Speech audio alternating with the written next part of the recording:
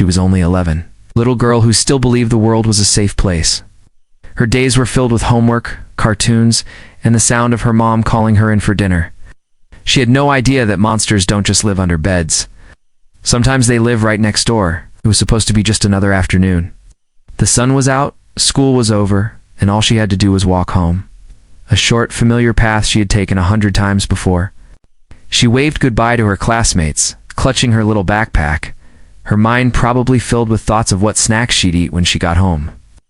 But she never made it. In a matter of moments, she vanished. No screaming, no witnesses, no trace. Her family would spend hours searching, calling her name until their voices cracked. Police would flood the streets. Flashlights would scan forests. Posters would go up on every telephone pole. But the little girl who brought sunshine into every room was gone. Like she had been erased from the world. What hurts the most? She was taken by someone she might have trusted. What happened to her would shake the entire community to its core. It would destroy innocence, shatter peace, and leave behind scars that would never truly heal. Because behind that sweet smile was a horror no one could have imagined. And the truth was even darker than anyone feared. This is not just a story. This is a warning, because the world you think you know, it can change in a heartbeat.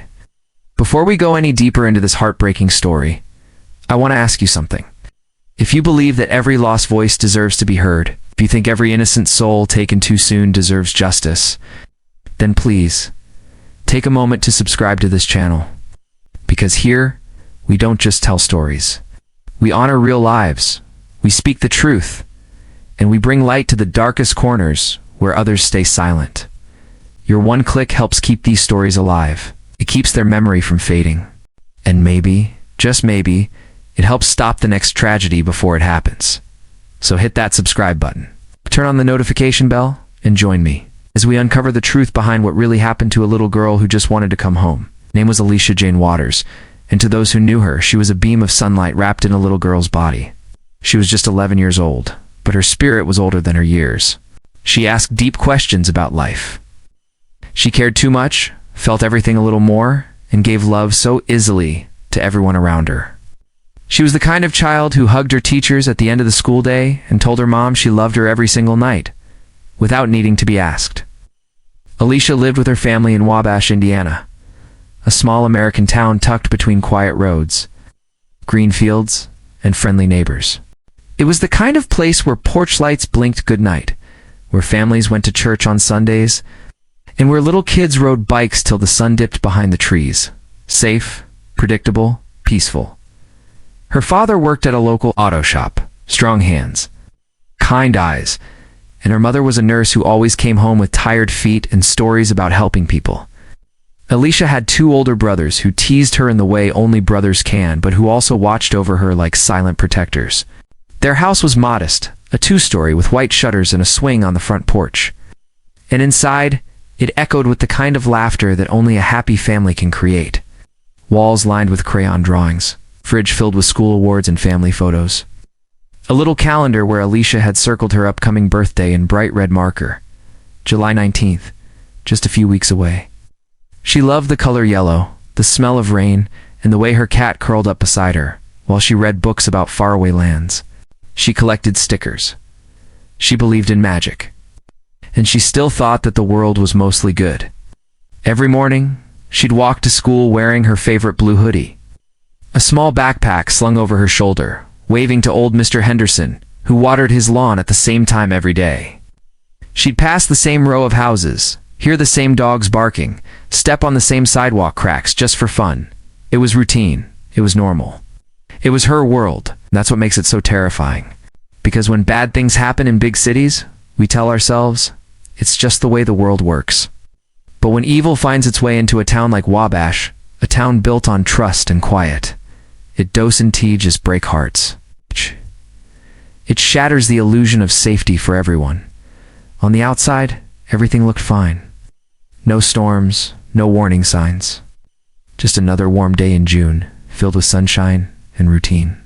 But deep in the shadows, something was stirring, something twisted, something watching. And Alicia Jane Waters had no idea it was coming for her. It was Monday, June 12th, one of those perfect summer-like days when the sky is clear. The air is warm, and everything feels just a little too peaceful. School had let out early that day. It was a half day because of staff training, so by 12:15 p.m., kids were already pouring out of classrooms. Laughing and shouting, excited to get home and start their afternoon early. For Alicia, it was just another walk, the same one she took almost every day. She wore her favorite blue hoodie, even though the sun was warm. Her backpack bounced gently against her shoulders as she walked the short route from school to home, less than 10 minutes on foot. She wasn't in a rush. She rarely was. Alicia liked to stop and notice things. The color of flowers, the shapes of clouds, the way the breeze danced through the trees. Neighbors remembered seeing her that afternoon. Mrs. Callahan, who lived 3 doors down, saw Alicia waving at her mailbox as if it were a friend, a silly little game she often played. A teenager mowing the lawn on the next block said she saw Alicia turn the corner near the alley that leads to the back of her street. That was around 12:28 p.m., and that was the last time anyone saw her alive. Just minutes later, everything changed. By 12:45 p.m., her mother, Karen Waters, was already home from her overnight nursing shift. She was tired, but when she noticed that Alicia wasn't back yet, a small worry crept in. Not fear, just concern. Maybe she'd stopped at a friend's house. Maybe she took the longer way home, like she sometimes did. But by 1 p.m., that concern grew into dread. Karen walked outside, called her daughter's name down the street. No answer. She called her phone, straight to voicemail. She called the school, but they said Alicia had left on time, like everyone else. By 1:15 p.m., she was running, sprinting from block to block, asking neighbors if they'd seen her daughter. Most said yes, but not recently. No one had seen where she went next. One said she saw a dark blue pickup truck idling near the alley where Alicia had last been seen, but she didn't think much of it at the time. Karen's voice cracked as she screamed her daughter's name. Tears stung her eyes as she pounded on doors, desperate for someone, anyone, to say they'd seen Alicia safe. By 2 p.m., the police were called. What started as a concerned mother looking down her street became a nightmare spiraling out of control. Officers canvassed the neighborhood, going door to door. Drones were deployed, dogs brought in to sniff for scent. The alley was blocked off. Every bush, every trash bin, every shed, searched, and yet there was nothing. No scream, no blood, no sign of struggle. It was as if Alicia had simply vanished into thin air, swallowed by a silence that didn't belong in a place like Wabash. But Karen knew better. She felt it in her chest, a mother's instinct that cuts deeper than reason. Something terrible had happened, and someone out there had taken her little girl. By the time the sun began to set over Wabash, the world had changed for the Waters family. At exactly 2:16 p.m., the official missing persons report was filed with the local police department. Karen's voice trembled as she answered questions, barely able to breathe. Her husband, Rick Waters, left work without even telling his boss. He just ran, not drove. Ran from the shop, phone shaking in his hand. The officers responded quickly, but in their eyes there was already fear, because this wasn't a teenager sneaking off with friends. This wasn't a miscommunication or a runaway. This was an 11-year-old girl, walking home from school. In broad daylight, a quiet town where nothing like this ever happened. By 3 p.m., the police set up a command post. By 4 p.m., the first wave of volunteers had gathered.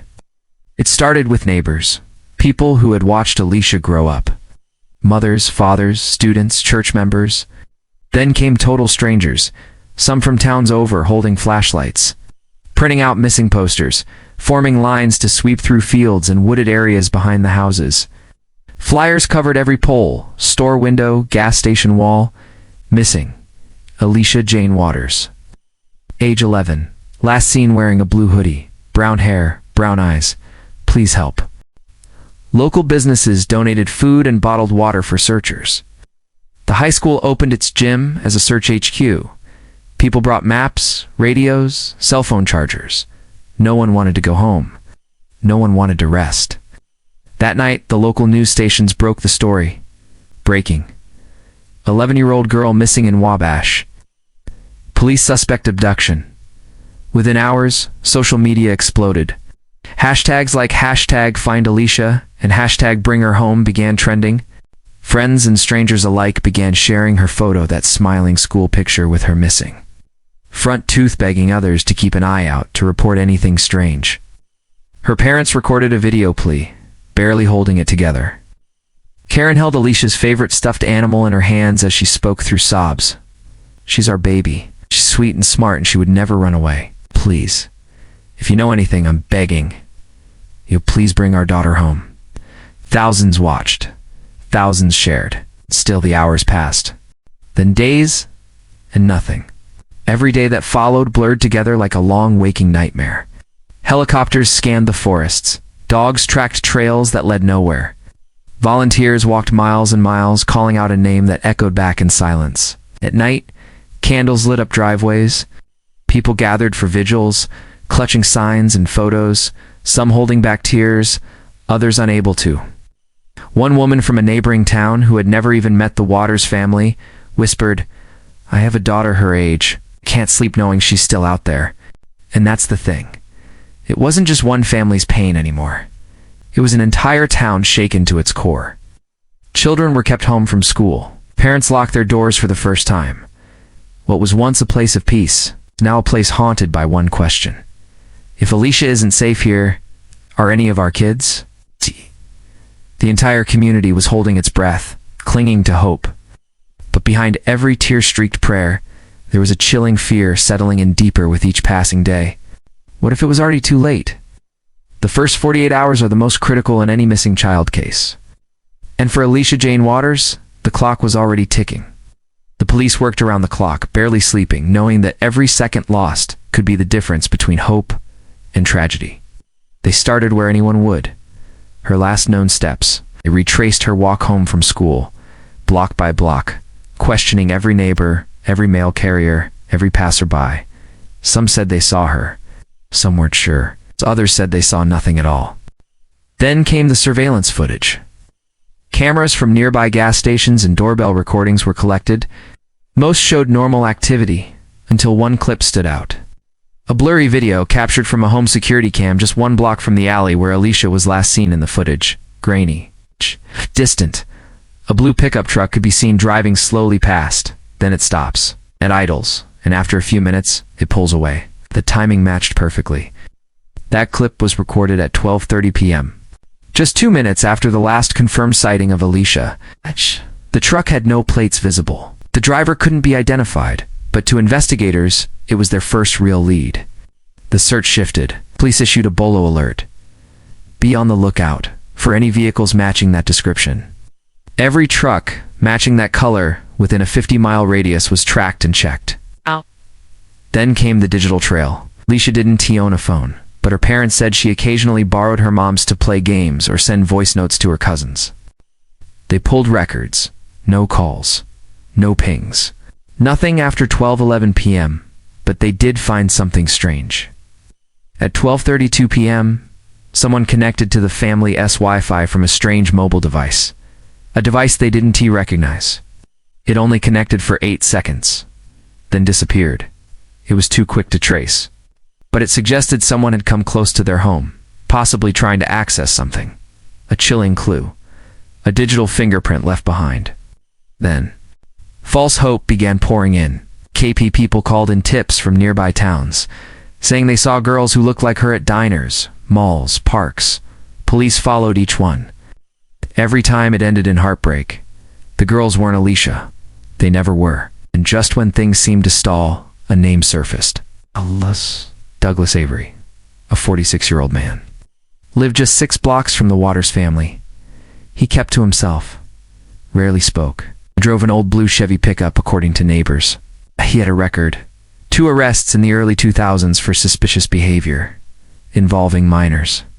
Never convicted, charges dropped due to lack of evidence. But something about him made people uncomfortable. He often watched kids walk home from school from his front porch. He had a habit of walking late at night, alone, in areas where no one else went. And one neighbor reported that Douglas suddenly left town the day after Alicia disappeared. Police searched his property.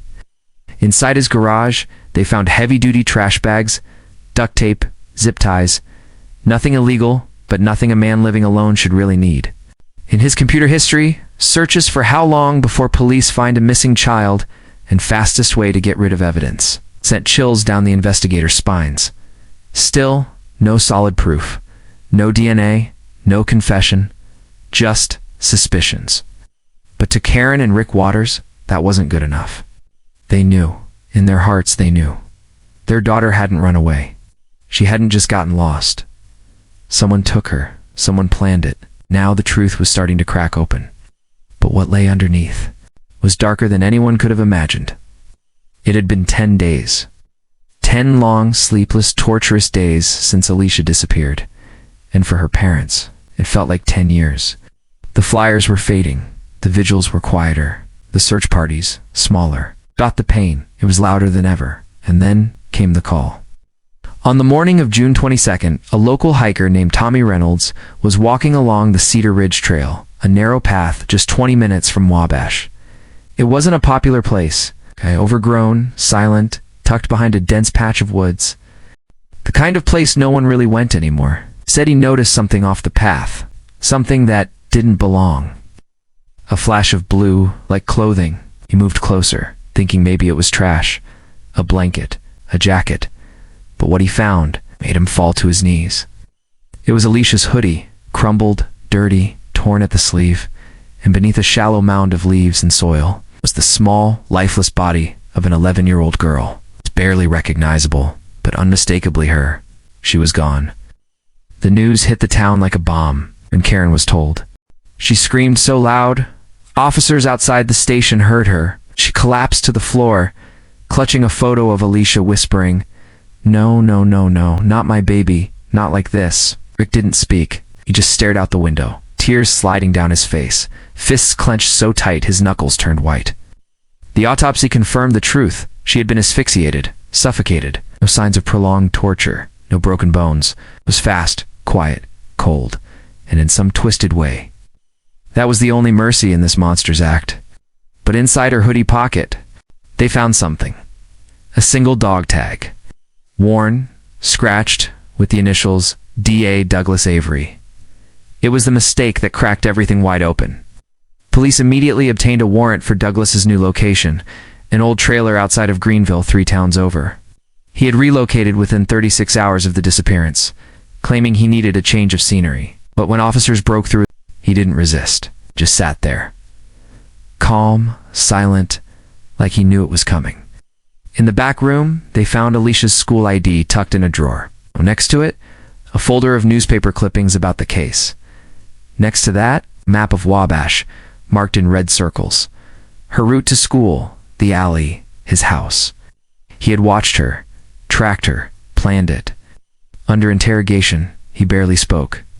For hours, he said nothing, until one detective leaned forward and said, "We found her. We know what you did." And then Douglas whispered, "I just wanted her to stop walking by. She always smiled. I hated that smile. No remorse, no emotion, just evil." Staring back through lifeless eyes, when the news broke, the entire town wept. Parents held their kids tighter. Schools brought in grief counselors. At Alicia's school, her desk was left untouched. A small bouquet of flowers laid gently on her chair. The hardest part, Douglas wasn't a stranger. He'd lived there for years. He'd waved at neighbors, bought groceries, said good morning to the mailman. And the whole time, he was hiding a darkness no one could see. He wasn't a monster in a mask. He was a man who blended in, who watched and waited. And Alicia was the one who paid the price. The arrest of Douglas Avery shook the town of Wabash to its core. But it wasn't enough to heal what had been taken. For the Waters family, justice wasn't a concept. It was a face. The face of the man who had taken their daughter, who had watched her, followed her, and stolen her life without a shred of remorse. He was formally charged with kidnapping, first-degree murder, and unlawful disposal of a minor. The courtroom was packed from wall to wall during the arraignment. Reporters, neighbors, strangers, all staring at the man who had haunted every parent's nightmare. And when Douglas entered, hands cuffed, dressed in orange, he didn't even look up. No apology, no reaction. Just blankness, as if none of it mattered. Karen and Rick sat in the front row, holding hands so tight their knuckles turned pale. Karen refused to blink. She stared at him the entire time, her lips trembling, eyes filled with both hatred and heartbreak. The trial began in early October, just 4 months after Alicia's body was found. The prosecution painted a clear picture: methodical, premeditated, sick. They laid out Douglas's history, his patterns, his online searches. They revealed that he had even taken photos of Alicia from afar, saved in a hidden folder labeled Smiles. The courtroom gasped. One juror wept. Even the judge paused. Witness after witness came forward. Neighbors recalled eerie interactions. A store clerk remembered him buying rope and bleach just days before Alicia vanished. And the most chilling moment came when a forensic analyst took the stand, confirming that Douglas's DNA was found on Alicia's hoodie. There was no room for doubt. Then it was the family's turn to speak. Rick stood first, voice shaking. He gripped the podium like he was holding on for dear life. I used to believe in monsters being stories you told your kids to scare them into being safe, but I was wrong. Monsters are real. One of them was living 6 blocks from my little girl. Karen followed, holding Alicia's worn-out teddy bear in her hands. You didn't just take my daughter. You took my laughter, my sleep, my joy. There's a silence in our house now, and it screams louder than anything. The room went silent. Even the defendant looked down. The defense tried to argue mental illness. They said Douglas had an untreated disorder and didn't fully understand the weight of his actions. But no one was buying it. He knew what he did, he planned it, and he tried to get away with it. After 3 grueling weeks, the jury reached a verdict. Guilty, on all counts. When the judge read the sentence, life in prison without the possibility of parole, the entire courtroom exhaled. Some clapped, others wept. But the loudest sound came from Karen, who whispered, "That's for Alicia." Douglas showed no emotion. He simply stood and was taken away. But justice doesn't always feel like healing, because while the town could sleep a little easier, and while the Waters family had closure in the eyes of the law, they still came home to a room filled with silence, a room with a made bed, books untouched, and a pair of shoes by the door that would never be worn again. Justice had come, but peace was still out of reach. Wabash was never the same again. The town that once felt untouched, peaceful, quiet, safe, now moved a little slower. Parents held their kids closer. Porch lights stayed on longer, and the smiles that once came so easily took more effort. The school where Alicia once laughed in the hallways now held a permanent ache in its walls. Her desk was turned into a memorial. A small plaque above it read, "Forever our sunshine." Flowers were placed there every morning, by classmates, by teachers, even by children who had never met her, but knew her name like it was someone from their own family. As for Karen and Rick Waters, they were never the same either. You don't move on from something like this. You don't wake up one day and feel whole again, but you do wake up for the child who no longer can, and that's what they did. In Alicia's name, the Waters family started a foundation called Smiles Like Hers. Its mission: to teach parents and children about safety, awareness, and how to spot warning signs. They organized community walks, sponsored school programs, donated therapy sessions for grieving families. They turned their pain into purpose, even when it hurt. Karen said in an interview, "We couldn't save our daughter. Maybe we can save someone else's." They did. Within the first year, 3 different schools across the state adopted safety programs inspired by Alicia's story. A local bill was introduced requiring better surveillance in school zones. One small girl's smile started a ripple across the state. Each year on June 12th, the day she went missing, the town gathers in the park with candles and yellow balloons. They don't say much. They just look up and let go. Every time those balloons rise into the sky, Karen whispers, "Fly high, baby. Mommy still sees you." Even in the deepest darkness, Alicia's light refused to go out. She may have been just 11 years old, but in her short time here, she made people kinder, more protective, more awake. She reminded us all that monsters don't live under beds. Sometimes they live next door, and sometimes we have to fight through the pain to protect every other innocent child who walks home with a backpack and a bright smile. So as we end this story, let her name echo in your heart. Alicia Jane Waters, a daughter, a friend, a light that was taken too soon but will never be forgotten. Alicia Jane Waters was only 11. She loved butterflies. She liked her apple slices with cinnamon. She danced in the living room when no one was watching. And even when they were. She trusted the world. She trusted people. And all she ever wanted was to grow up. But she never got the chance. Because someone took that from her. In one selfish, heartless act, they stole a future filled with birthdays, laughter, school dances, and first jobs. They didn't just take a child, they shattered an entire world. And now, all we can do is remember. Remember her face, her laugh, her light, but more than that, we can learn. We can be more present, more protective, more alert. We can teach our children that it's okay to trust, but it's even more important to listen to their instincts. We can look out for each other, not just when it's too late, but while there's still time.